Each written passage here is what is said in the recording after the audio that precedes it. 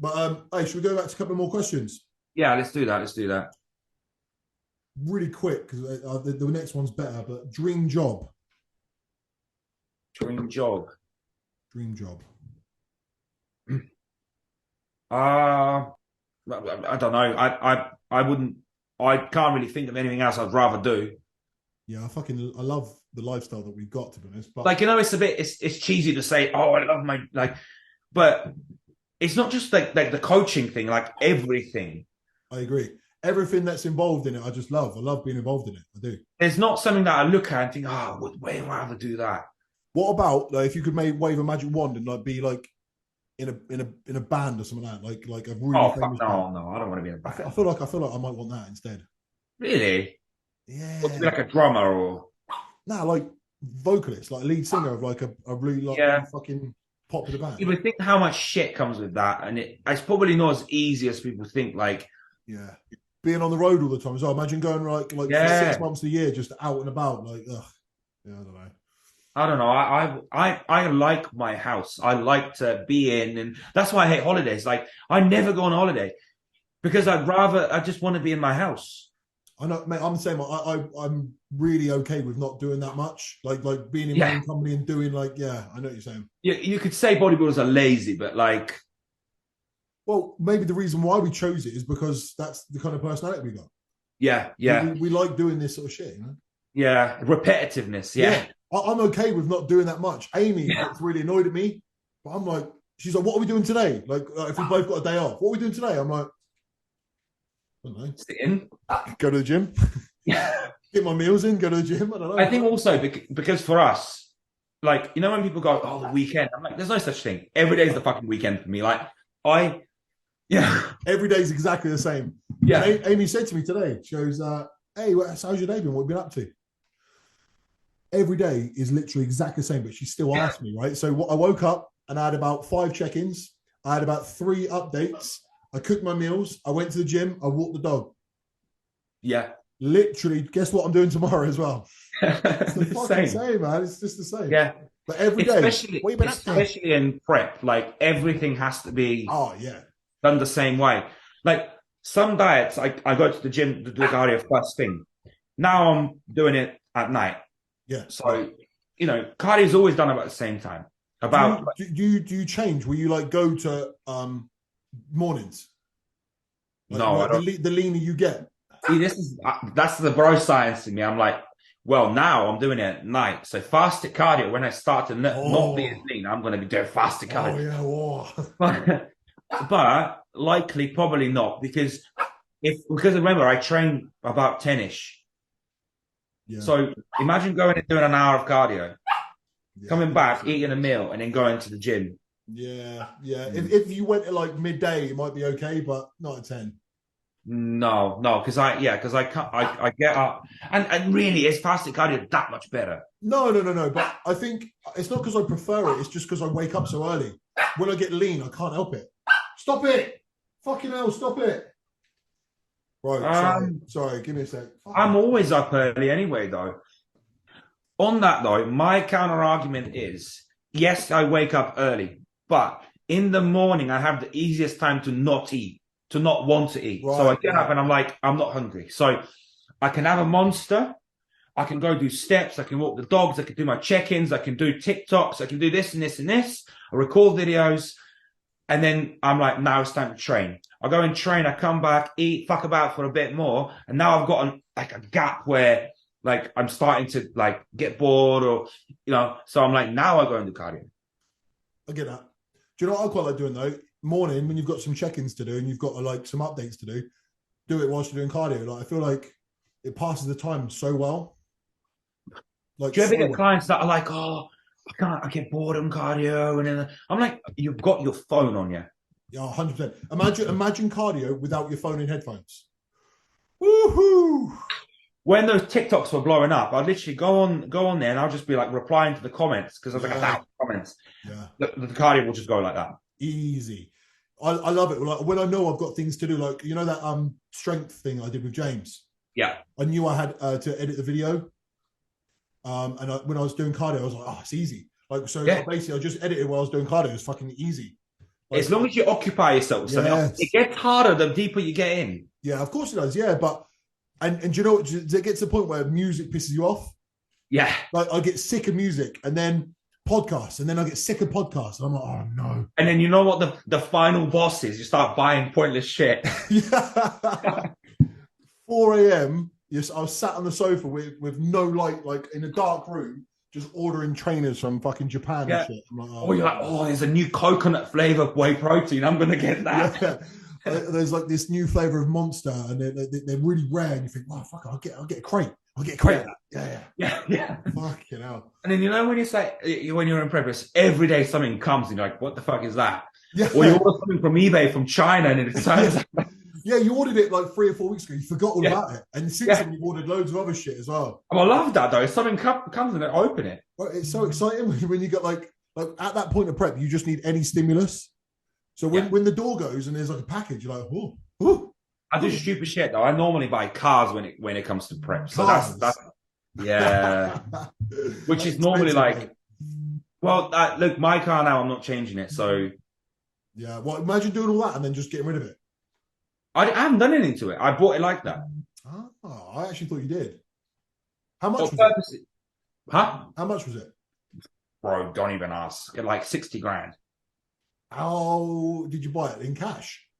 No, I finance it. I finance all my cars. I was going to say, the way that you said it, I thought you bought it in cash. I was like, fucking hell. No. Look, the thing is, you put some cash up front, $5 grand to put up front, but you always want to finance your cars because I changed 3 cars last year. So I had the BMW, then I had the first Mustang, and I got the second one. And say if I wanted to get rid of it tomorrow, I can go to a dealership, anyone I want. Well, I'll pick a car that I want. I'll go to that dealership and I'll be like, look, I've got this car for a part exchange. How much would you give me for that car? They're like, based on the miles and this and that, I'll give you this much. I pretty much got back pretty much what I paid for the old car. Just swapped it over. Yeah. See, I'm thinking about doing this as well. I don't know. I'm not that into cars though, so I don't know what I'm going to get.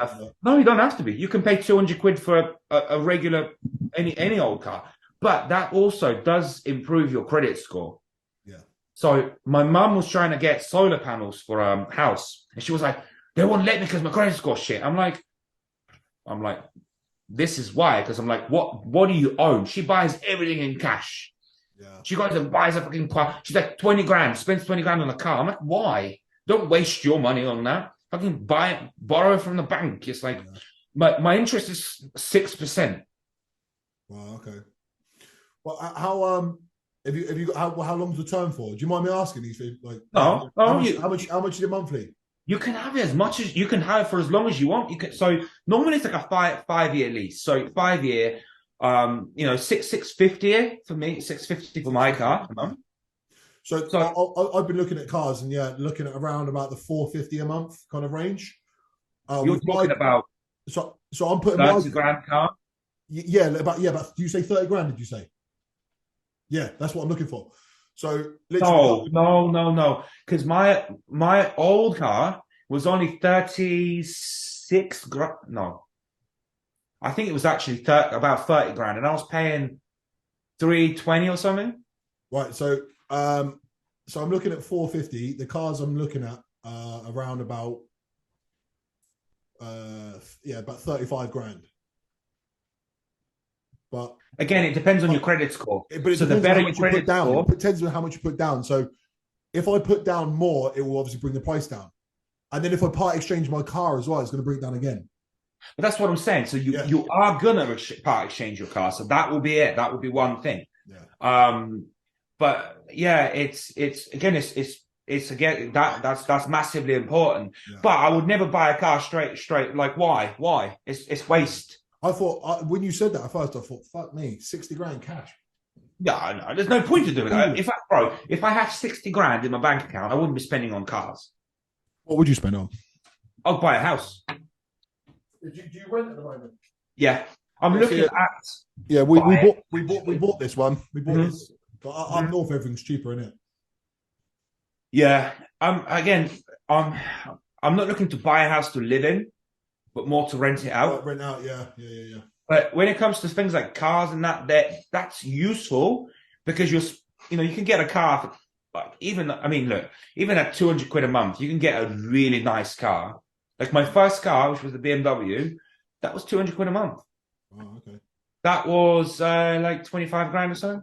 Yeah. Yeah. That's cheap, isn't it? It's not a lot at all. Yeah, I'm saying. So 200 quid a month plus your insurance is fuck all. Yeah. So, you know, it's not a lot. But again, what it does is it actually improves your credit score all the time. Yeah, yeah, yeah. And that's a huge thing that people don't think about. Like they'll be like, oh, they go all their life, haven't had any credit, and then they wonder why the bank wouldn't give them credit. We're like, well, they've never, you've never asked for it. You've got to build it up. Yeah, yeah. Yeah, which is huge. You should get a credit card, pay for stuff on it, and then pay it off. That's what I do. Yeah. My credit score is like really high. Because again, I thought about this shit since I was like 18. At 18, I got a credit card. Yeah. Oh, I did with as like well, 20% with like 20% interest. Yeah. I did as well, but I just run it up because I just went out and got pissed and shit on it. You know, it was just stupid. Yeah, see, I was wiser than that. I never did that. I never did that. But like my mum was always like, yeah, you should get a credit card and that. And yeah, like I said, I was kind of like doing that. And now my credit score is like, So I rung up the garage that I wanted the car from. I said to him, look, this is the car I want. Here's the pictures. How much can we do? This and that. I said, he goes, oh yeah, we'll just run the credit check for you. Bro, about 10 minutes later, he calls me. He's like, yeah, it went through. Like that. Yeah. No checks, obviously they just put your name through and it went like that, like 10 minutes. So that's good. So when I went for this mortgage, it quite heavily relied on Amy. So because I went self-employed with coaching in 2017. So my tax returns were from then, but you needed like 5 years. So I got the mortgage in 2021. So that it was only 4 years. But Amy had been in her job for 6 years. So like combined, we were okay. Yeah. But yeah, it was like, I don't know, pushing her luck. Especially as a self-employed, it's a nightmare. Yeah. And in my young years, I was quite hectic. Like, so I don't have a good history. Yeah. I've only been good from like 2015 onwards. So yeah. So like I said, I think about these things a lot. And like I said, with cars, like let's say something happens tomorrow, like, I don't know, you can't pay for the car anymore, right? All it is for me is I'll go and sell it back to the garage. They'll buy it off me and they'll just pay off the finance. That's all it is. Yeah. Rather than if you have the car, well, now you're stuck with it, so you've got to sell it privately. Yeah, I feel like I'm going to do it. I've been looking at Auto Trader recently, so I think I'm going to do it. But I'm just not. That's where you want to look, yeah. But obviously, look for a car with low mileage. Like again, so I tell you what, Mustangs are actually quite cheap at the minute. Reason is one, the fuel prices are just ridiculous. I spend about 300 quid a week on about 200 on fuel. Wow. Yeah. Shit. Yeah. And bro, I drive fuck all. I drive 20 minutes to gym, 20 minutes back, and barely ever I'll take I don't know. Normally I put 60 quid every 3 or 4 days. So you're talking, quite a bit, yeah. Yeah, okay. So it's like nearing 200 quid for sure. Over like, yeah, okay.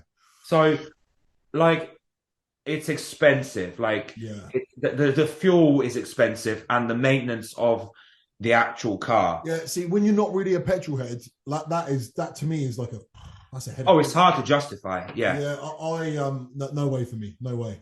I just don't care. For you, like you really take pride in it. It's like something you really like, great, but I don't have that. Oh, of course, yeah. But apart from that, the Mustangs are actually quite cheap for what you get because, well, not mine, because again, mine's 2018. It had like under 20,000 miles on it, and so my old one was 20 grand less because like not even that, it was like half the price. Yeah. The reason being, it was 2016. It had 60,000 miles on it. Mm-hmm. So, you know, it's a completely different car. Yeah. And this probably doesn't mean anything to you, but it's got like the Shelby GT500 body kit on it, which like that stuff costs like 20 grand to do. Wow. Fuck me. Jesus Christ. Like my mate Alex, who's also got one. Yeah, he's Alex. got Christian. a kit for his car. The kit itself was about $1,000, which is just literally the fenders on the side, and it cost him 3.5 for him to fit it. Wow, that is an expensive hobby. That's more expensive than bodybuilding, like by some way. Shit. If you want to put a supercharger on it, 10 grand. Wow. Shit, your two hobbies then fucking rinse you for cash. I bought this car purposely like that because I'm like, because but still the upkeep.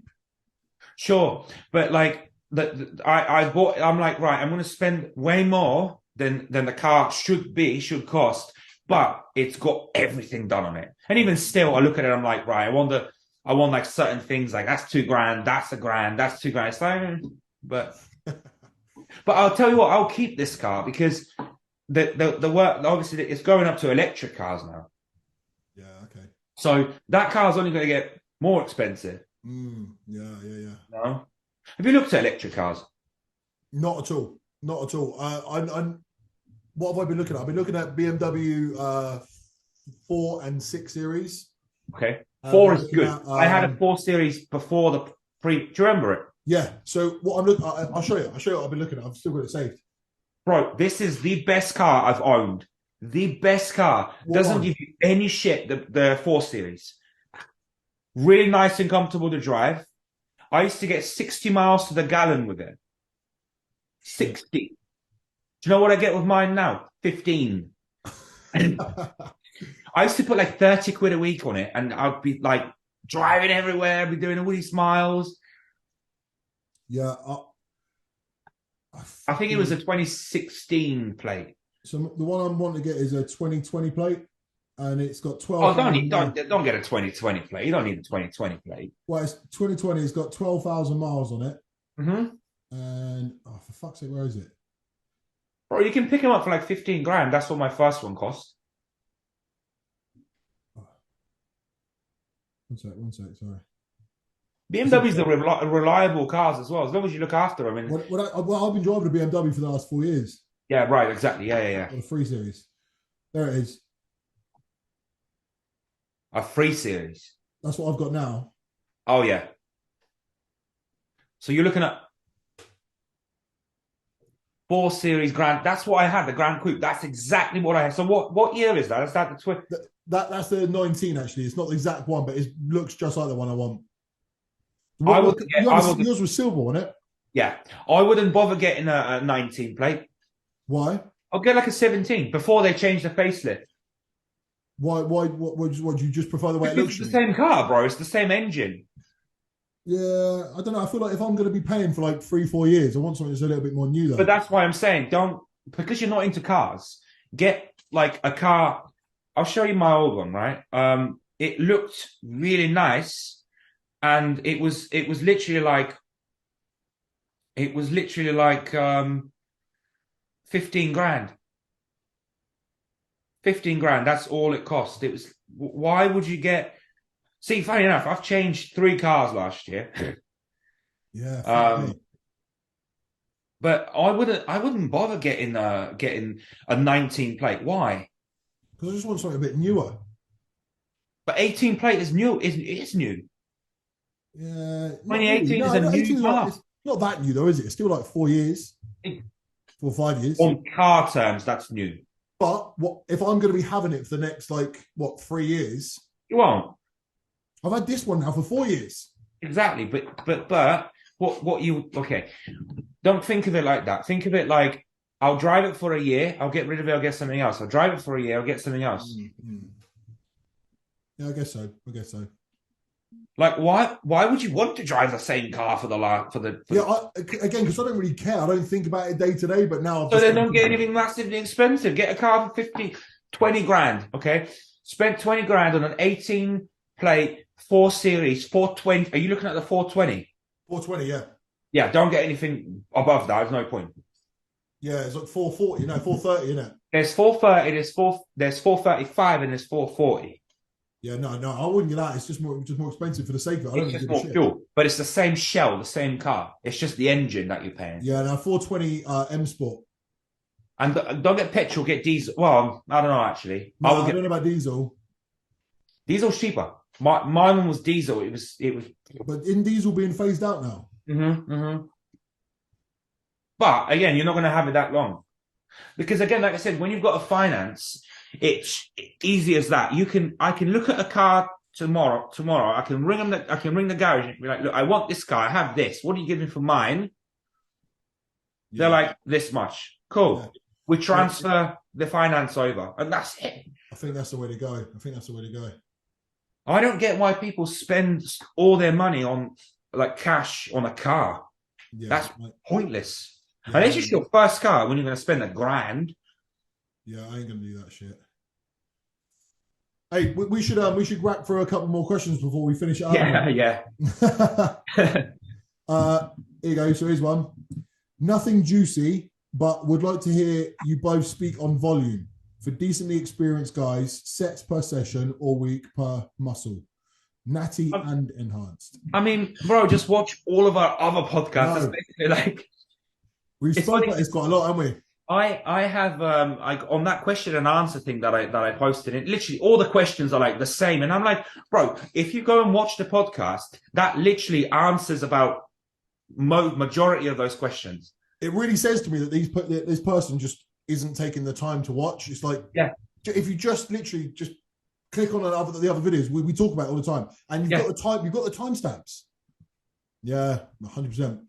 But to answer the question, to sum it up, go on, you sum it up, go on. Well, you go. I'd say we're both very similar. Yeah, I would say it kind of depends. It depends on your, if you're fairly experienced. So he's asking us. He's asking for someone like us, right? No, he said for decently experienced guys. So was that us? You mean? I would say. I mean, okay. Well, we're not beginners. I would say, I don't know, working sets per week per body part. Anywhere in the range of like 10 to 20, somewhere in that range. Yeah, I was going to somewhere in there. 20.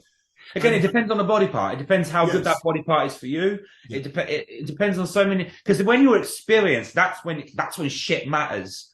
Yes. Like you do more volume for your chest. We spoke about this last night. Yes. Now, someone else that doesn't need to do that much chest volume, they're done. I think it's kind of like trial and error. So kind of see how your body reacts, and if it's not reacting how you want it to, then adapt it. Yeah. But also, I would say legs, because it's such a big muscle group, probably needs slightly more volume through it than delts, for example, or something, So, yeah. So overall, and from speaking to all the bigger guys, body part split. So no push-pull legs, no upper lower, none of that. Body parts, and just try and gauge it, And also, he said at the end, natty and enhanced. To sum that up, when you're natural, you can't get away with just hammering volume. You need to think about recovery. Why would you be natural to begin with? What's the point? Say again? Why would you even bother being natural? Yeah, if you're natural, basically you need to think about the fact that you're limited to how fast your body can recover. I think the natties are the ones that overcomplicate the shit the most. Because they have to think about it more. They don't because look, once you're past that second year, you ain't gonna grow shit, so it doesn't fucking matter. Yeah, they're fussing over like 1 pound of muscle over a 3-year period.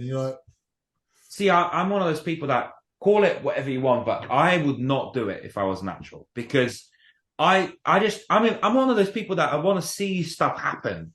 Hey, bro, I talked about this literally today with a guy. He's just started his first course of Anavar, and all of a sudden his lifts are going up, and he's like, it's amazing. Yeah. And I'm like, you see, for all of these years, you weren't doing it. Yeah. Now you are. Are you not kicking yourself? Are you not kicking yourself? Wasting your time not taking care. Yeah, for fuck's sake. No, but I just think to myself, like, if you're going to do this, do it properly. Right. Because exactly. no one, unless you're like amazing genetics, like you're not making any mark natural. You're not. Amazing genetics, regardless, you're still not going to gain the size, because you can only go so far naturally. I agree. If you want to be a good bodybuilder, like good, and I don't mean just kind of good to your mates. I mean good. Yeah. Take steroids. Yeah. No, that is the truth. But that is the truth. It's the harsh reality. Yeah. I haven't advocated steroids. Nah, take all the steroids. All right, next one. Oh, they're all shit. No, I hate that sort of shit. How much of a nerd are you? 1 to 10? Fuck off. I've had that. I think it's the app sending it, mate. Yeah. Probably. We're on the prime machine trend of 2023. Rated or overrated? I think overrated. Prime machines. They're okay. Like, look, the machine is only as good as some of the person using it. They're fucking comfortable. I will say that. Prime. They're like they feel smooth. They feel comfortable. Do you know what I mean? Like, for example, Watson doesn't feel comfortable, right? But Prime does. Straight garbage, bro. Like, look, the way I think of it is every brand is going to make machines that are good and machines that are shit, right? So take hammer strength. They'll have some good bits and they'll have some shit bits. That doesn't mean hammer strength is very good or not good, you know? Also, it kind of depends on the person using it, right? Because you could, if you had 10 guys all use the same machine, you'd have slightly different answers. Yeah, it's good. No, I didn't like it. Yeah, it's good. No, I didn't like it. Definitely. I think Prime, generally speaking, is good compared to a lot of other brands personally. So, yeah. So, the reason Prime is good is because you can change the strength curve to match what you want. But don't you think that's a little bit overkill for a lot of people who ain't got a fucking clue? Bro, so we know when people talk about hammer strength, the argument for hammer strength is when they always tell you got to use hammer strength first. Why? Because the lockout, the way the machines are built, it makes it harder to shorten the muscle, the way the machine is designed. But is it that different? No. To be honest, I hate these kind of questions because, like, no, I don't hate it, that's wrong. But, like, isn't it just overthinking? It is, yeah. Isn't it just like, fucking just get on the machine? Do you like it? Did it feel good? Yeah, go with it. Did it? You didn't like it? Okay, don't do it anymore. That's it. That's fucking it. Who has the best bubbly butt? I think like with us is like we're both. However, are we talking an off-season ass or a dieted ass? Yeah, because that's important. Because for me, in an off-season, my ass is huge. Yeah, and then it just disappears. Yeah. Yeah, I think my bum is bigger than it is because I've got a lot of body fat there. So in my head, it's massive. Yeah. And when I diet down, it's like, oh shit. Yeah. No, I'm always like, oh, my glutes are fine. Like, you know, when people talk about hamstrings and glutes, and I'm like, I don't need to train glutes. I'm like, I've got big glutes. Until I diet, and I'm like, where the fuck my glutes go? On stage, my glutes do not look that big. But when I'm off season, I look like my bum literally like I've got like a shelf. Yeah. You've got a big bum as well now. I train my glutes now though. Yeah, me too. Yeah. For that reason, because I dieted last time. I'm like, what the fuck? Yeah, what the fuck? Yeah. No. Yeah, some of these are clearly just generated by the app. Are you straight? Yes. Tell me a funny joke. No. Okay, this one's good. Like, it's fucking, well, not good. It's like this guy's just getting mugged off. I'm paying privately for TRT for genuine levels of low testosterone. It is £146 a month. What are your thoughts on going on my own, and how would I go about getting tests? Bro, I'd say that's quite cheap. He's got it pretty good. What? 146 a month? Oh, mate, yeah. What? Yeah, they charge way more because, especially depending on the clinic, they'll put you on HCG, they'll put you on, bro, that is a standard procedure to put you on test and a Arimidex. It's like, why do you need a Arimidex if you're taking TRT? And they haven't even done your blood work to say, right, your estrogen is elevated. You need it. Well, this is like what we spoke about, isn't it? Those guys were like, should I get Novadex? Should I get fucking Letrozole? You're like, but they're supposed to be doctors though, and they're just fucking clueless. Or they're trying to rip you off because they're like, well, we'll just give him more drugs and he won't know any different. So let's break this down. 146 a month.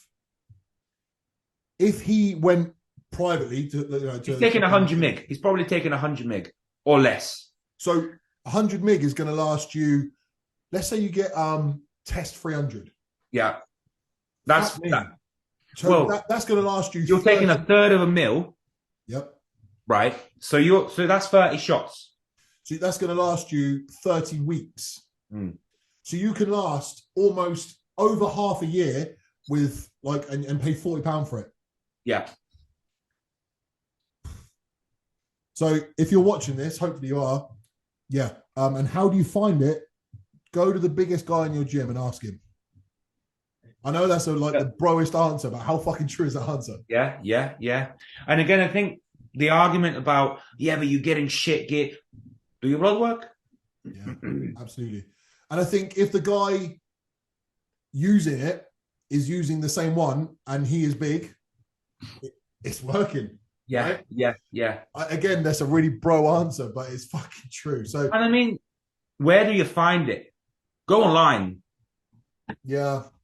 Yeah, I feel like are people fucking retarded, or like this is the shit that sort of pisses me off. Where do I find it, bro? Fucking use you got your fucking phone to look shit up. I almost feel like this is a troll. Like this almost feels too stupid. Yeah, like but it's not. What do you mean? How can you find it? Yeah, but how many people do you get like daily? They're like, oh, I'm thinking about getting my first Anavar cycle, but I don't know where to get it. I guess maybe that's them asking you, but they're trying to be subtle. Maybe. Because people are really scared. I had a guy ask me this week actually about steroids, and he was like, "But isn't it illegal? But isn't it illegal? What if my like family catch me with it?" I'm like, well, there's two ways of looking at it. Like morally, your parents won't like it. Like more than they're not going to want their son to be on testosterone. My mum doesn't mind. Yeah, but what I'm saying is, if the first time they catch you, they're like, "Whoa, what the fuck?" Sure. But it's not illegal for you to own steroids. It's not illegal. Oh, and again, don't know this. They don't. And again, this is your best friend. Fucking use it. Look shit up. Google. Yeah. You can literally type in legality of steroids. Hey, if you really don't even want to use your phone, let's say because you're scared about like your search history, because people are like that. Yeah, I know. Yeah. Walk in your gym and literally go and ask someone who you speak to. I guarantee they'll know someone. Well, that's what he done. He asked you. Yeah. That's true. That's true. That's true. but look, it's not that fucking difficult. No. Look, and this is it. People will go into it with doing no research.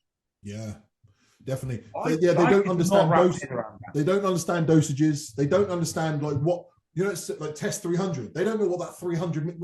I know. Yeah. What does it mean? What does it mean? Yeah. And they don't understand the different esters. They don't understand anything. I want the more powerful one. Oh yeah, the fast acting one. Yeah. The fast acting. Is it a fast one or the slow one? You're like, yeah, shit. I actually made a video on my YouTube about that. So if anyone's watching, like, inbox me and I'll direct you to it. So yeah, regarding this is something that I didn't know. So if I didn't know, I'm going to assume other people might not. I didn't know the difference when I was like young, like 16, between steroids and testosterone. I didn't know that it was the same thing. I didn't get it. So if there's a youngster watching, steroids is the umbrella term. Yeah. For all performance enhancing drugs. Okay.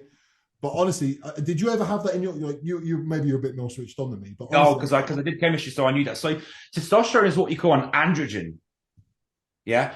So testosterone is what you call an androgen. Everything else is derived from testosterone. So for example, dianabol, you change it testosterone is methylated, so that becomes dianabol.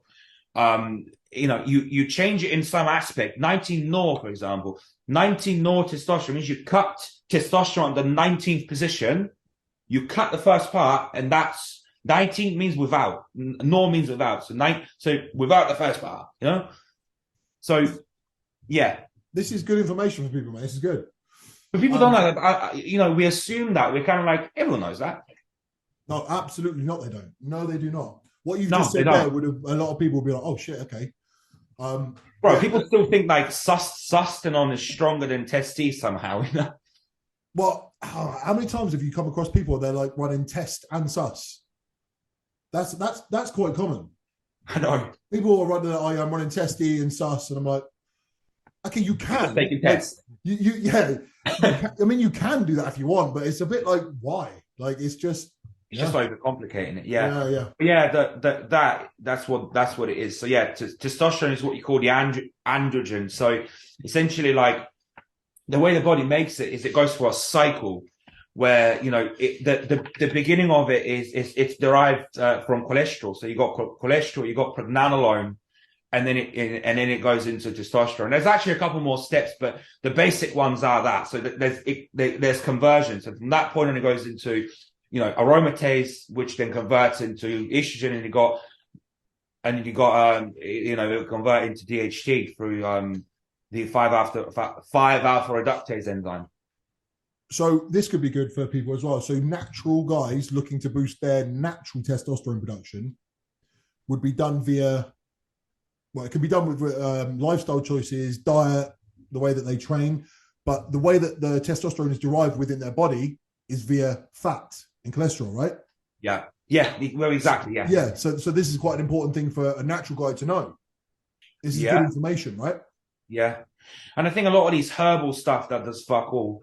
But interestingly, like whenever your cholesterol goes up on cycle, typically it's the fact that you're not producing testosterone now. So that cholesterol that you're producing, your body's not using it to actually produce testosterone. So it's actually excess. Okay, so you've just got a surplus of it, and it's sort of like what's the word I'm looking for? Well, your body's not using it to synthesize testosterone. I can't think of the word. A free shit. I don't know. Anyway, yeah. So if your body's not utilizing it for its intended purpose because you've got a surplus of it, then it's just sat there. Yeah. Yeah. So that can be why your cholesterol is higher. But specific testosterones make your cholesterol, well, fuck your lipid profile up in general, though, won't they? What do you mean?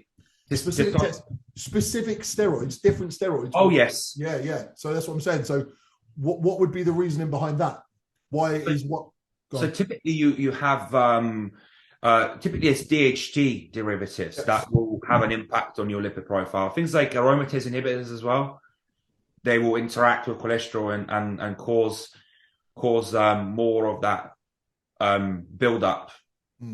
Because you're kind of looking at, when it comes to cholesterol, you're kind of looking at total. And again, like, don't take this like I'm not an expert. I don't know this shit. I'm kind of like basic stuff. What I've learned from like the more educated people like doctors and that I kind of listen to. But you're kind of looking at your ratios in cholesterol and the triglycerides. So you're not necessarily focusing on one. So if you're, you know, HDL or LDL is out of range, that doesn't mean that you're necessarily like in shit, because it's kind of the ratio that you're looking for. The ratio is what you want.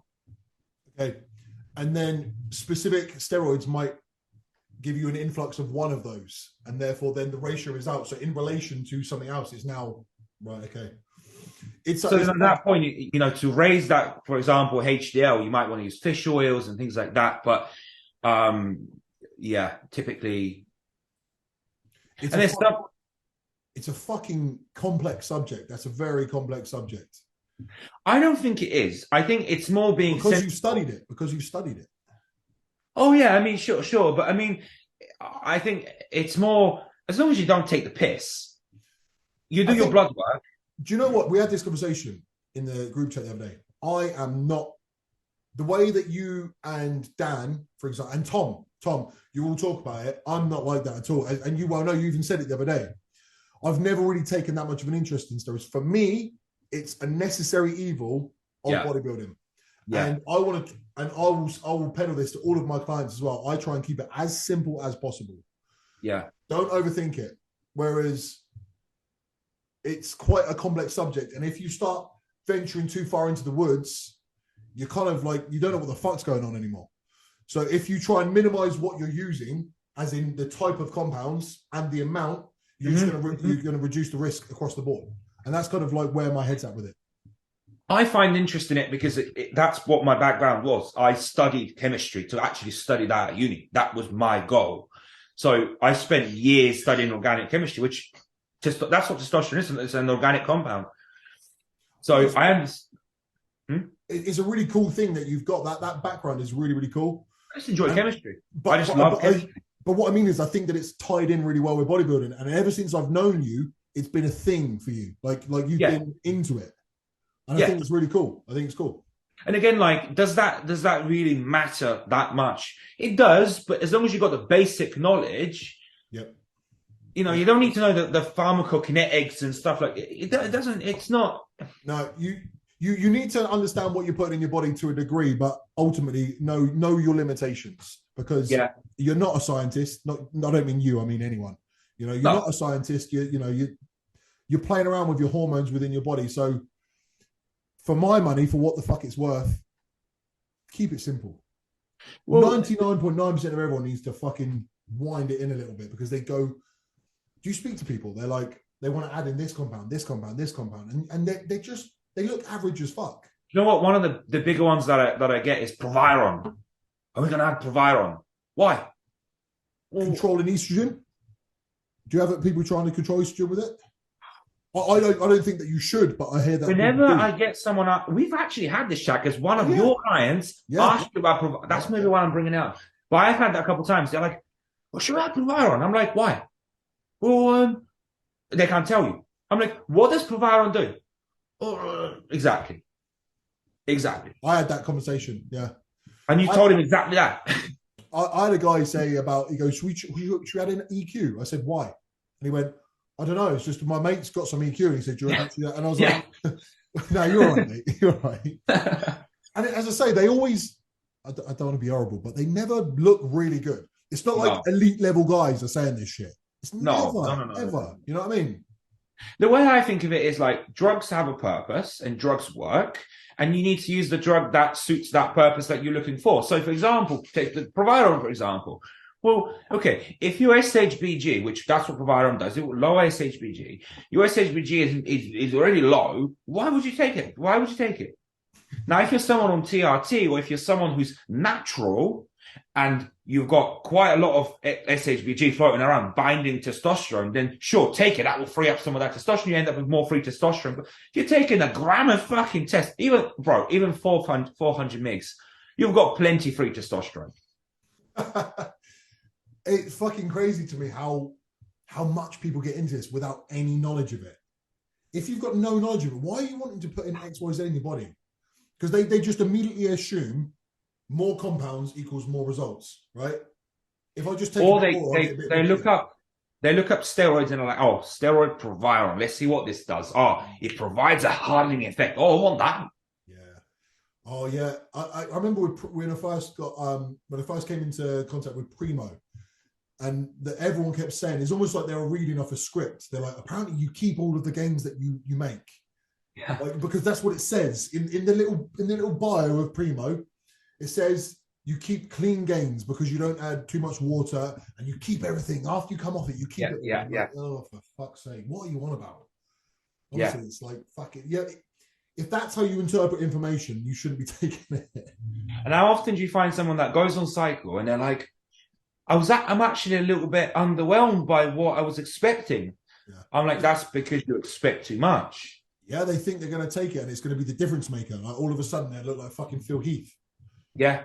Absolutely. Or they'll go on these huge cycles and they're like, I didn't get anything out of it. I mean, yeah, you won't. I've got a current client actually, and we've had so many chats. When he joined me, he was kicking back so hard. I told him, no, I don't want you taking trend from day one. And he was like, yeah, but I've just got some. And he was like, no, I just put a bit. We kind of had a bit of an argument. He said, I'm going to do the diet, but if you don't mind, I'm just going to use some of the stuff that I've got. And I was like, okay. Anyway, 7 months down the line, and he's finally listened to me. But I said, I pulled him up on it. I said, what are you taking? Like, can you literally itemize everything? He was on 75 milligrams of T3. He was on 160 micrograms of Clen. Yeah. He was on 500 Trent. He was on 600 Primo, 500 Test. He was on 100 Anavar, and he was on D-Bol. And I was like, they must be fake. You can't be using all real stuff. Bro, I'm not kidding you. And he might even watch this. He took the Trent out, and then he took the D-Bol out. I dropped his T3 to 25. I dropped his Clen to 80. Anyway, after that point, his body started just dropping weight. He started getting leaner and leaner and leaner, looking better than ever, stronger than he's ever been in the gym, leaner than he's ever been. And it was just, I don't know, man. You find that maybe you don't, because you're probably like, you're normally quite conservative, but I've done that where I'm like, I'm in a spot where I'm like, right, my gear is in a really good spot now. I'm making really good progress. Let's up it. And I'm like, I'm taking 30 mgs of Anavar. Let's take 50 or 60 and let's add another 50 of Winstrol and let's add Proviron and let's add this and I'm just like, because it's on you in your head, and you just keep adding shit, and you actually end up looking worse and worse and worse. 100%. Yeah, that's exactly what happened to this guy. And I just believe that his body was just toxic. There was the high level of toxicity in his body, and his body started kicking back. And it was weird. He's not on that much food, and he just wasn't dropping weight. And I was like, this is not right. And he was not looking leaner. He wasn't getting any leaner. I tell you what, though, I have a client who started last month, and he's someone that I know locally here. He actually used to work with Aaron Jones quite a lot for a long time, and obviously Aaron's in Singapore, so he came over to me. So we worked together for a bit. He kind of like stopped, and he came to me last month, and he goes, "I'm going on a holiday in 8 weeks. I want to look the best I possibly can." I'm like, well, I said, we're going to have to go pretty aggressive if you want to look the best you can, because you look pretty shit at the minute. So he's like, okay. So I said, look, we're going to do this, we're going to do this. And he goes, oh, but do we have to do trend? I'm like, yes. I'm like, if you want to look your best, we need to do a certain thing. So, like, it depends on the goal and how extreme the goal is. If you want, like extreme, yeah? Well, he's saying, what's the quickest that I can look my best? And he's always like, not like training. He's like, maybe like, can we not maybe skip it? I'm like, look, we can skip it. Do you want to look your best? I'm like, you asked me, what is the best way to look my best? You know, so I said to him, look, this is what we're going to have to do. So sometimes you have to do certain things. And did he look his best when he went on it? Did he? Oh, we're doing it now. Oh, okay, now. And he's changed dramatic, because again, he'd taken stuff before and he'd stopped, and he hasn't taken it for a long time. So he was natural, not eating properly, not doing cardio. Training was a bit dog shit because he didn't really train how he should. He was not on anything. So again, as you can imagine, we put the cardio in, we put the food, transform. He's already started to look dramatically better, but you'd expect that. And that's not the trend, or that's not the diet. That's the fact that he had the muscle before. So he's just regained, it's just muscle. Yeah. Well, I feel like, but sometimes it goes the other way. So this guy, I reduced his cardio, I reduced his steroids, and I reduced his fat burners, and his body started responding way quicker. Yeah. It's kind of bizarre though, isn't it? You know, like increased food, decreased cardio, decreased steroids, and his body started, and now he's stronger than he was when he was on all that stuff. He keeps getting new records in his, like, he keeps tagging me and shit, and like, I don't know. Wonder if that's what you think. He removed Debolt, he removed Tren, and he got stronger. Yeah, but is that because, you know, when you're taking all that stuff, your digestion gets fucked from oils. You feel lethargic because you know that feeling. When you just feel lethargic, and your workouts are shit. So taking more gear doesn't always mean, like, there's a sweet spot of this is a good amount. There's too low, because I get these people that are like, oh, what do you use 150 megs a test? I'm like, you might as well be natural. Yeah. No, I agree. Basically, what you just said is exactly where my head's at. I think there's a sweet spot. And that sweet spot is different for everyone, because tolerances will change from person to person. But yeah. And what you've used before. I need to use more than you, because I've used more than you. I've always used more than you. It's funny, like me and Dan, your androgen receptors will be different to mine. But do you think that your androgen receptors could reset?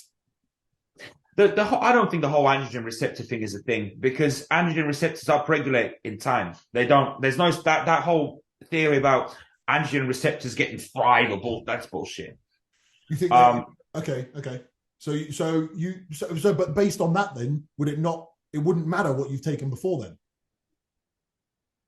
No, but it's because it took me this much to get to here. It took you less to get to where you are at. But I'm using less now than I was before, and I'm bigger now. Yeah, but again, that could be your sweet spot that you probably, you know. Maybe. I know that, like, for me, it's hard to say, isn't it? It's hard to say. Like, if I was to use less, will I probably get the same result? Yeah, probably. Maybe. But like, me and Dan actually spoke about this on the podcast, and he was like, what's your cycle? So I said, like, this and this and this. He's like, it's pretty much the same cycle I'm taking. I was like, oh. What is your total load at the moment? I'm taking 700 test prop, 700 miles strong, so 100 daily. And I'm taking 200 minutes to train. And So 1,600. where's it going to? Any orals? No, No. nothing. That's it. So, well, I'm taking T3 and T4, which I pretty much keep in all year long. Growth. How much T4? 100. 75, because mine come in 75 MCG tablets. Yeah. And growth, and that's it. How much a day growth? 6. Yeah, same as me. Yeah. I don't know, mate. Again, with growth, I've tried not for long enough, but I've tried more. I've tried less, and I'm kind of like at 4. I feel like in my cruises, I'll take 3 to 4. Like when I go back on, I'll go to about 6, and I find 6 is like a good spot. Any more than that, I don't find any extra benefit. But Dan said I used 8 this off season, and he goes, I found it felt a big difference. Made a big difference to his look. Yeah, I feel like definitely with growth, it helps with fullness for sure. I was on the fence before, but now I'm not. Yeah. So there was a period of time I was taking it, and then I got some more. And when in that period of time when I didn't have it, I was 100%. I was looking like flatter. I was looking, I don't know, and it's massively. And again, when you combine that with the insulin, did you? What was your like insulin use in this off season? I went up to 25 IU. Lantis. Yes. Oh, that's quite cool. What about Humalog? And then the Novo, I went to 5 pre, 5 post. Okay, that was like kind of the highest. That was max, yeah. Okay, I think he's just about to drop mine out as well now, because I'm not eating enough now. You know, it doesn't warrant it anymore. Oh, you're not using it now? No need. I'm not using it now. No, it's still in, but I'm pretty sure he's going to drop it out this week. Oh, okay. Yeah, I guess your food is higher. Yeah, I'm still on like 450 carb. Yeah, so it's like I'm on 15 IU of Lantus, 1.5. Right. Okay. Yeah, mine went up to 30. So we used 30. And then so the thing with the Humo Rapid is Louis is really high on Humo Rapid. He loves a lot of Humo Rapid. So we were doing 5. And then he was like, let's do 10. And 10 started to be quite difficult for me because I would go hypo midway through the workout. Yeah. No matter what, I'll be taking 200 grams, like I'll be drinking like 100 grams of carbs pre-workout, not pre-workout. I'll be eating pre-workout, drinking intra-workout. I'd still go hypo, ruins my workouts. He was like, oh, like 20 is pretty good. I'm like, I can't take 20 pre and post. No fucking way.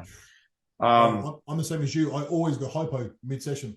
Yeah. So I said to him, look, it's actually counterproductive because it ruins my workouts. Yeah. So we ended up going to 5. Yeah, definitely. Even to be honest, sometimes I don't even like doing that. I'd rather it just be post, I think. Same. Pre, I don't know. Almost like it gives me that like anxiety of, am I going to go hypo? And you know when you get yourself stressed out, and it's not a hypo, but you just get stressed out. Yeah, 100%. Like I might be like a little bit lightheaded from a set. And in my head, I'm like, oh no. Yes. And I'm like, fuck, shit. I don't know. Yeah. And the thing is, 5 minutes. What actually happens? Have you ever let a hypo go a little bit too long? Like, because like, you start feeling it, you sort yourself out. Have you ever actually let it go a little bit longer? How often do you go hypo on prep post cardio? Oh yeah, like 50% of the time. Like exactly. Yeah. But because your body has a way of regulating itself. That's what I'm saying. 5 units of Humo Rapid is never going to kill anyone. That's what I'm on about. So can you just ride it out? But yeah. I'm always too scared to.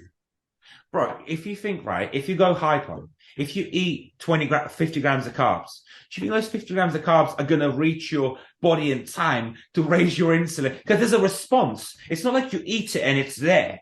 I tell you what, though, I totally agree with you, by the way. I totally agree with you, but I've drank like a can of Coke and I feel fine within like 30 seconds. Maybe it's psychological.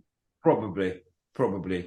And I totally agree with you, but it's weird. Within 30 seconds, I feel like, of course. Yeah. But I again, because think about it, right? If you're 4 meals in and you're eating 1,000 grams of carbs every single day, What you think 5 units of like insulin is going to make a big difference? No. As much as I agree with you, you can't help but panic. And I did let it go a little bit long, probably like 2 months ago. We went for a walk. We walked the dog, and we were quite far from home. And oh man, I was drenched. Yeah. Started feeling weird. My breathing was going weird, and I was drenched with sweat. And I was like, "Hey, we gotta go." I got home and I ate 2 meals in one. I ate so much fucking food. But that's good in off season. That's good enough. In my head, I was like, maybe I should use that as a tactic. Yeah. Like let myself go home. Because when your blood sugar drops, that's when your hunger goes up. So that's good. Exactly. Yeah. I thought I haven't got the balls to keep doing it, but yeah, I thought maybe. But yeah, no, you will ride it out. Your body will self-regulate itself, and you will be fine. That's exactly. But it's kind of like, it's just a shit feeling. Yeah, I don't think anyone like lets it go. Like you always want to just sort yourself out. You know what I mean? Yeah.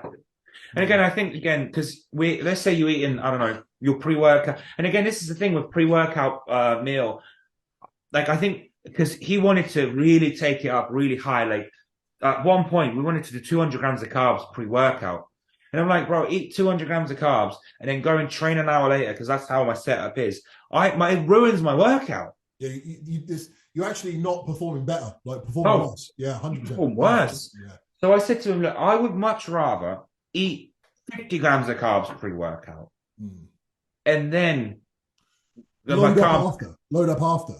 Yeah. I'm exactly the same. Because afterwards you kind of mong out anyway, you know? You just sort of sat on the sofa, just give yourself a breather. Yeah. So maybe next off season, what we might do is use it with pretty much not with every meal, but potentially meal 1, meal 2, pre and post workout. Start using it post workout, and then maybe meal 3 and 4. Use it with. Oh, it just feels. I don't know. It's an interesting topic that actually. I think it was something we should maybe not on this one because it's obviously we've been going for ages, but like on another one we should talk about insulin use and what it does.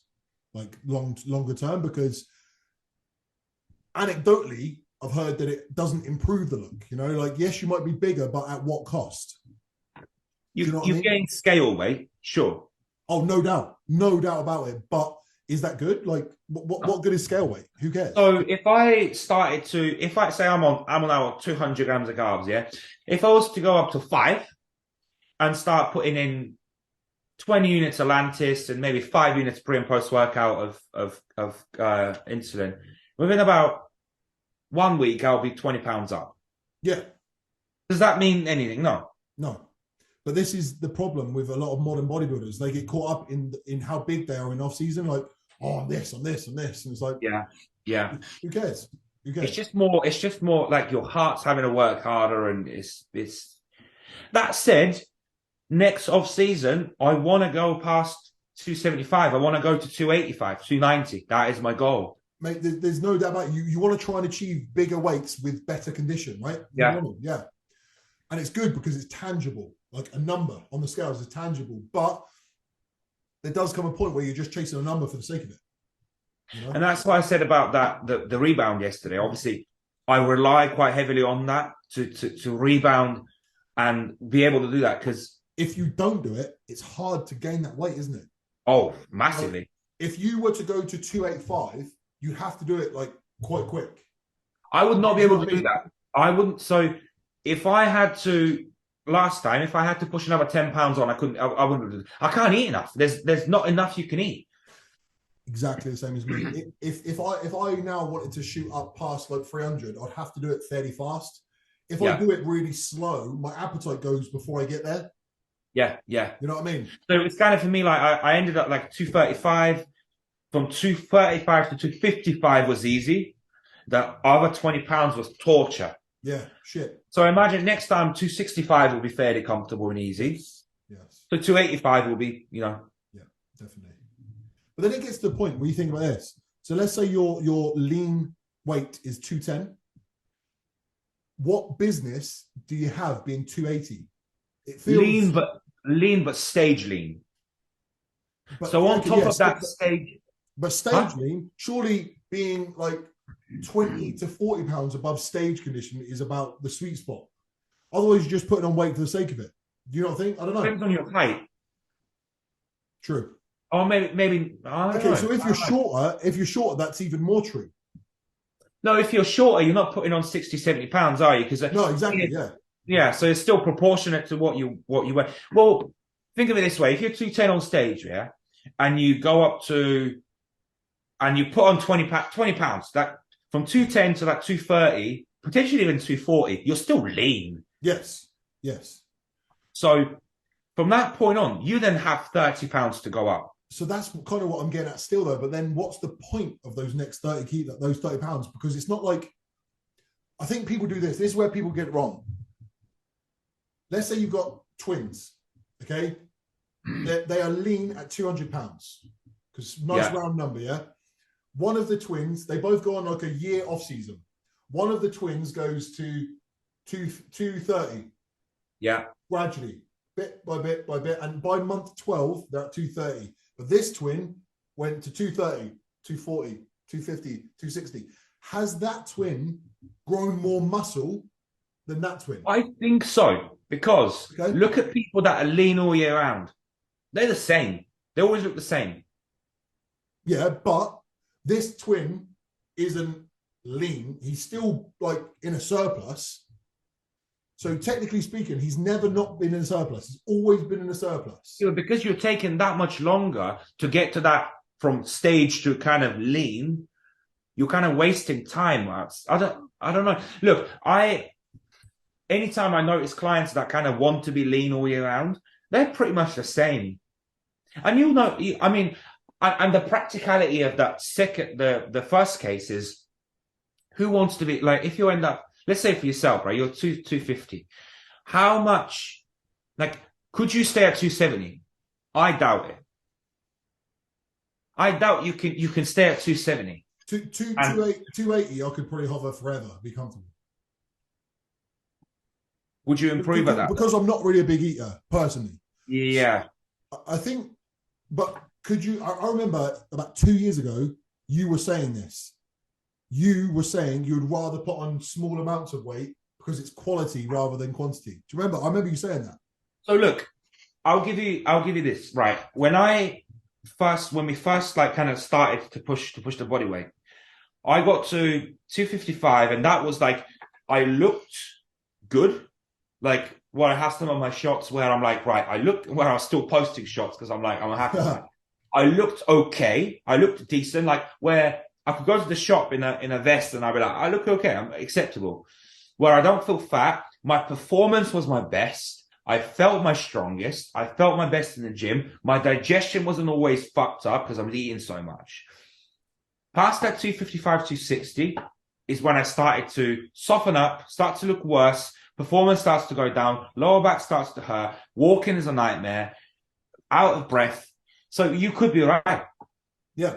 Yeah, so kind of, if you gained like a pound roughly per week and you went up to like 235, so just under a pound a week, and you went up to 235, so you're consistently in a surplus, you're going to look good, you're going to perform well, you're going to be responsive. But you are putting a pound a week, though, aren't you? You're not. Well, a pound a week for a year would be 252, wouldn't it? It'd be...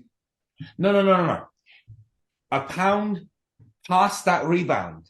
Because you're that 20, like, post show, you're not going to put a pound a week after the show and then another pound. You're going to shoot 20 pounds up pretty much right away. Okay, how about this? Because let's make it real. Let's say both twins are 200 pounds. They both binge after the show just to get out of their system. Psychologically, they needed that break. Okay, then they take a week just to chill again. So they both go up to 220 with all the pizza, fucking sweets. Yeah. Then they chill and they go back to about 210. Then they start. So now they're not quite as crazy. They're not going to do that 20-pound jump again, right?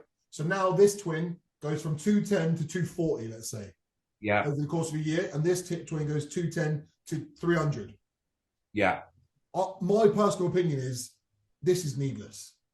I think you're better off staying more here because insulin sensitivity, appetite, insulin sensitivity, training performance, recovery, everything's going to be better here. I think it depends how you feel at that body weight. So, you know, Kev, my client Kev, right? Yeah. He competes at about 69 kilos. About 69, 70 kilos. His off-season weight is about 73. So he barely puts on anything. Barely puts on anything. But he feels okay at that body weight. He feels fine there. Whereas for me, if I went from 210 to 215, I would feel like dog shit. I still won't be able to sleep because I know what I'm like even at 230. But once I get to 230, that's when it starts to get hard for me. So I think that's person dependent. Yeah, it is. I will say this, and this again, this is an anecdote. This is not proof. It's nothing. It gets easier with time because the first one I ever did, Chad, I was crazy. I was like mad for food. Now I'm not. I can just sort of like whatever. Like you have more of a grip on it. Oh, I mean, trust me, I've done because every year I diet down. Not to that extent, but like I find like last year I got to that 230, 235, and at that point I actually found it very, but then 235 is nowhere near. That's like 20 pounds away from stage. So I guess those 20 pounds make a difference. Yeah, everything up until that point's easy, and then it gets like yeah. Because I was kind of like lean, but I was like, I feel really good. I could happily carry on. Well, it's going to be interesting because this year you're going to find out what that feels like. You know, that next 20, you're going to feel it. You know. Yeah. But you're going to like. Hopefully, this time you've got us all here to like bounce off, and like you'll stay on track.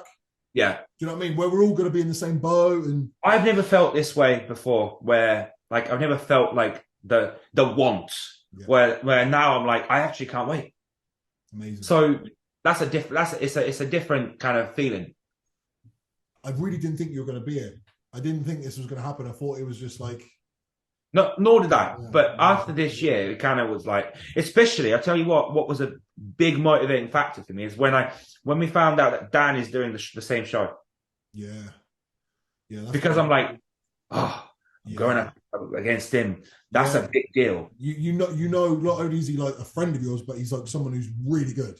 So it's like, fucking get your fucking roll your sleeves up, you know what I mean, and get going. So I've always thought, I'm gonna do it. I hope there's no one good there, like things so I can look good. Now I'm like, no, I want to go up against someone that's really good, but that sets the bar really high for myself. But it bring the best out of you. If you know you've got to bring you, like, you know what I mean. If he's turning up, you better fucking turn up. Right. Yeah. So I'm sure you're exactly the same when you know that Josh Law is going and all these really, really good guys. You're like, I need to be on my. Mate, I can't be anything other than 100 because if we're both 100, he might have the edge. So I've got to come 100 and hope that he's slightly less, and that's it. Again, what we said, I think you are consistent, and that's a big thing. That's really important because you can be really good, but only nail it once. Yeah. Which what good is that? Yeah, definitely. No, I think. I'm not saying that's him. I'm not saying that's him. I'm saying, yeah. In general, I think I'm in a really good headspace, and I'm finding it. I know I'm not that lean at the moment, so it doesn't matter. But like, it's so easy at the moment. Like, I'm over halfway there, and I don't feel anything. I feel way better than I did before. So yeah, this is it, isn't it? Like the first. Like this period now, you're like, I'm starting to look better. And I've got so much energy. I feel so good. It's like, if you can feel like that all the time. It lures you in. You're like, this is easy. Yeah. When you're like dieting, you're like, I could carry on this forever. You're like, you think, I know when you say to yourself, I'm going to do this after prep. But you're like. I say it every time. I say, I'm probably just going to eat like this all the time. If I just eat like this and then just maybe every now and then have a pizza or something, no way. No, but then again, when you're like locked in, because like Bex, she still gets an off-plan meal every Saturday, and she's like, does that not bother you? Me like sat here, I'm like, I couldn't fuck. I'm switched off. You eat whatever you want. I'm not interested, mate. This is the thing. Like, if Amy's prepping and I'm not, she gets really annoyed at me eating. Really? I'm the same as you. I don't give a shit. I don't care. In fact, sometimes I find it fun. If everyone's eating and you're not, I feel better than you. I'm better than you. I mean, I don't want to say it, but I am better than all of you. You know what I mean? Like, yeah, it's no. It's so satisfying. It's so satisfying. I love it. It's like this is the thing. Like I could not give a fuck. Now look, if we're both allowed to eat, and this is it. Like if we're both allowed to eat, I'm not going to say no. Yeah. But if I'm dieting, I'm dieting. But I tell you what though, as you said earlier on, like sometimes it messes your head. Like you want to stay on. I don't want an off plan. I just want to be on the plan. Yeah, you know. No. Almost feels like you're going backwards. 100%, mate. Like right now, I've got 2 more meals to eat still. It's fucking what is it, 11? So I've got to go in a bit. But I've got 2 meals to eat, and I couldn't think of anything else that I want to eat. I only want that. If someone said, "Well, you can have burger and no." I want. Are you going to combine them together? Nah, because it's salmon, and then the other one's oats. So salmon and oats. Yeah, but eat them separately. Yeah, I'm gonna have them separate. Yeah, so I'll have one like in the next 20 minutes, and then Yeah, because I come back and I knew this was gonna drag on, so I just thought I had a shake quickly. So that's my last one normally. So I'm gonna have some mint in a minute, and that will be it. So I had one just before we came on, and then I've got 2 more. So far. How many carbs are you on at the minute? Yeah, 450. 450 every day. Yeah, non-training days a little bit less. Sorry, excuse me. 425. 425. That's not high for you. No, it's low, mate. For me, that's low. Considering I was over 1,000 before. Yeah, so that's what I'm saying. That is so. Like, thing is, like, so 200 is like fairly standard for someone like me. Then Yeah. Because you know people are like, oh, I'm dieting on 200 grams of carbs. And bro, 200 grams of carbs. That's not a little amount. It's still a lot of fucking carbs. Yeah, it's no. I mean, it is low, but it's not that low. And also, it depends. If you're someone who gets lean easy, that's low. If you're someone who, like, I spoke to someone in the gym today, and Craig coaches him, and Craig knows what he's doing. Craig, like, it's not like Craig's like some like rookie, is it? Like, and he had him on 1,200 calories on a training day, and he weighs, he's probably similar size to you. Really? Yeah, and he was on 1,200 calories. What? How far out? Well, he didn't actually compete. He was just getting lean, but that's what he needs. Like, as I say, Craig knows what he's doing. So if that's what he needs, that's what he needs. You have to play it by bro, that guy's cheating on his diet 100%. Who needs to, okay, what male with a normal metabolism on gear, he's not eating 1,200 calories. No, not now. Tell Craig he's lying. Not now. So that's him at 240. How does he look now? Yeah, that's it. That's him right now. When he was tell lean, Craig I said he's lying. When he was lean, he looks good. Bro, no way, 1,200 calories. Honestly, like a similar sort of shape to you, like size. Yeah. I tell you what I think, right? I think he eats the 1,200 calories, but he's adding a bunch of sauce, and he's adding like 200 grams of veg which is like, when people are like, oh, can I have veg? I'm like, sure, I'll have some veg. And when you think like they'll have a bit of spinach, maybe some broccoli, they're fucking going peppers and fucking, these fucking trays that they have of Mediterranean veg. It's like, bro, that's 200 calories in that shit. Yeah, my client just posted this today. I think it's on there. Hold on. Yeah, there you go. So he's got steak, sirloin steak with the fat trimmed. And then I just said mixed veg. Yeah. And this is what he's gone with. Look how much veg he's got.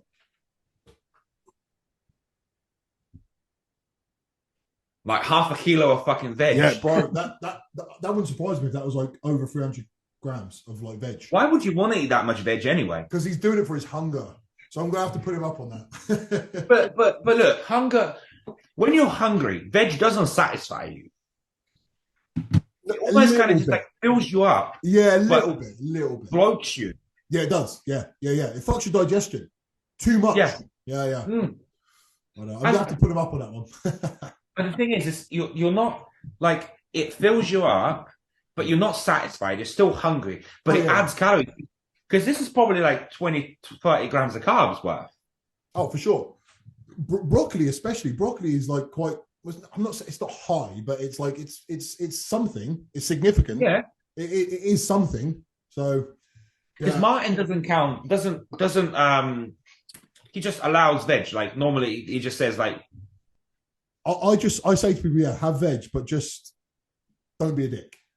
Just don't. But I think with guys like Martin, he knows that his clients are of the caliber that they understand what have some veg means. Yeah. Don't have like 300 grams of fucking veg. Yeah, if your plate is like piled, like, yeah. No, I just say to people, like, use your initiative, you know, like, don't be a dickhead, you know. But unfortunately, you give an inch, they take a mile, you know. Yeah, yeah. But, all right, well, mate, I'm gonna have to fucking go and eat. I've just thought. Yeah, no, same. Yeah. So, all right, mate. Until next time. All right. Well, speak to you tomorrow then. See you tomorrow, mate. Bye, mate.